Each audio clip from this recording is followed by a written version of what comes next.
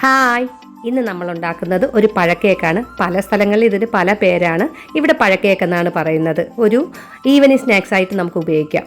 അതിന് ഞാൻ ആവശ്യമുള്ള സാധനങ്ങൾ എടുത്തു വെച്ചിട്ടുണ്ട്. 2 കപ്പ് ഗോതമ്പ് മാവ് ഞാനൊരു ബൗളിൽ എടുത്തു വെച്ചിട്ടുണ്ട്.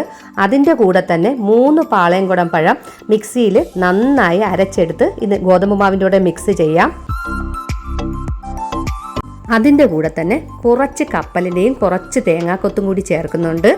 അതൊന്ന് ഇട്ടതിന് ശേഷം 1/2 സ്പൂണ് സോഡാപ്പൊടിയും 1/2 സ്പൂണ് ഏലക്കാപ്പൊടിയും കൂടെ ചേർത്ത് നന്നായി മിക്സ് ചെയ്തെടുക്കാം. ഇതിലേക്ക് കുറേശ്ശെയായിട്ട് ശർക്കരപ്പാനി ഒഴിച്ച് ആവശ്യത്തിന് അതിൻ്റെ ഈർപ്പത്തിന് കുഴച്ചെടുക്കാം. നന്നായി കുഴച്ച് നമുക്ക് എടുത്ത് ഒരു 1/2 മണിക്കൂർ റെസ്റ്റ് ചെയ്യാനായിട്ട് വയ്ക്കാം. ഏകദേശം ഈ പരുവത്തിൽ കിട്ടണം. ഒരുപാട് ലൂസായി പോവുകയും ചെയ്യരുത്, ഒരുപാട് വെള്ളമാവുകയും ചെയ്യരുത്.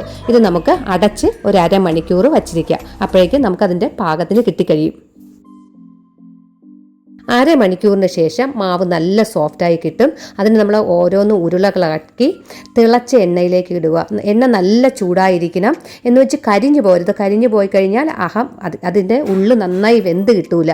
അപ്പോൾ തീ കുറച്ചിട്ട്, എണ്ണ ചൂടായിരിക്കണം, തീ കുറച്ച് നമുക്കത് നന്നായി മൊരിച്ചെടുക്കാം.